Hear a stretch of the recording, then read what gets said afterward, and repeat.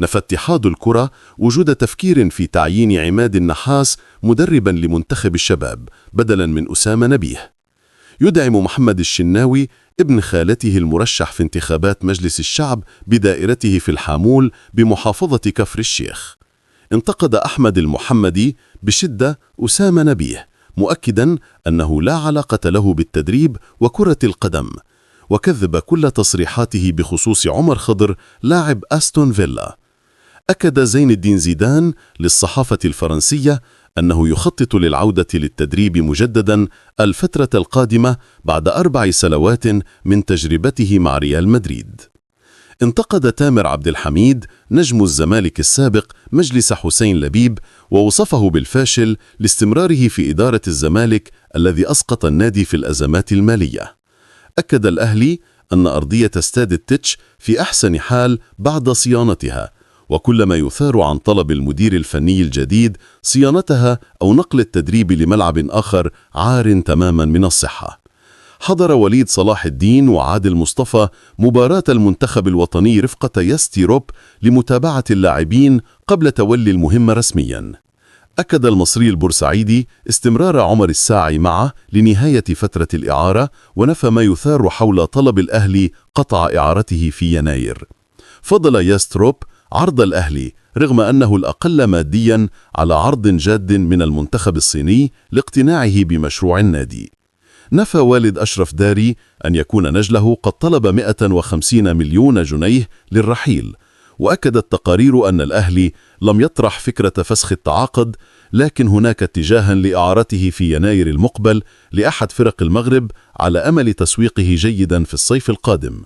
انتقد محمد العدل رئيس قناة الأهلي السابق الصحفيين الأهلوية بسبب كثرة الحديث عن إصابات أشرف داري المتكررة التي قد تصعب مهمة تسويقه. أكد مصطفى محمد لزملائه استمراره في أوروبا ورفضه العودة إلى مصر رغم تلقيه عروضا كبيرة من الأندية الكبرى. بدأ أسامة هلال رئيس لجنة سكاوتينج الأهلي في تحضير أسماء مهاجمين أفارقة مميزين في أوروبا لعرضهم على المدير الفني الجديد بعد السوبر المصري لاختيار أحدهم. يدرس محمد يوسف المدير الرياضي بالأهلي فكرة الرحيل عن النادي بعد الانتخابات إذا تلقى عرضا جيدا للتدريب، خاصة بعد تقليص صلاحياته مؤخرا. أنهى الأهلي أزمة مترجم المدير الفني الجديد مع الشركة التي كان يعمل بها ليتفرغ تماما لعمله في النادي. أكد نادر شوقي أنه لن يتردد في حال عرض عليه دور مدير التعاقدات بالأهلي، لكن لا صحة لما يثار عن تواصل المسؤولين معه. فقد المنتخب العماني فرصة التأهل للمونديال بسبب تحفظ كارلوس كيروش الدفاعي المبالغ فيه أمام الإمارات. يدرس عمر سيد معواض لاعب الأهلي الشاب الجلوس مع مسؤولي النادي لبحث فكرة خروجه للإعارة في يناير حال عدم حصوله على فرصة مع الفريق الأول. وصل غماد النحاس إلى العراق لتولي مهمة تدريب نادي الزوراء العراقي بشكل رسمي.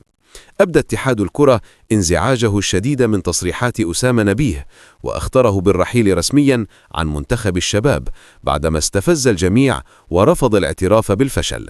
يحتاج المنتخب العراقي للفوز على السعودية للوصول للمونديال، بينما تحتاج السعودية لنقطة التعادل فقط للتأهل.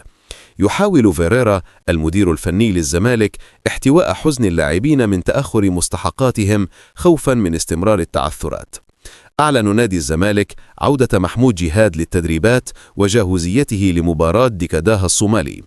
وصف عمرو الحديدي أشرف داري بأنه من أفشل الصفقات التي تمت، مؤكدا أن رحيل رامي ربيعة كان خطأ كبيرا. أشار عمرو الحديدي إلى أن المدير الفني الجديد للأهلي معروف بشخصيته القوية وقدرته على فرض الانضباط. اعتبر محمد الشيبي الظهير الأيمن لنادي بيراميدز الأفضل في قارة إفريقيا في مركزه نظرا لثبات مستواه وقوته الدفاعية والهجومية.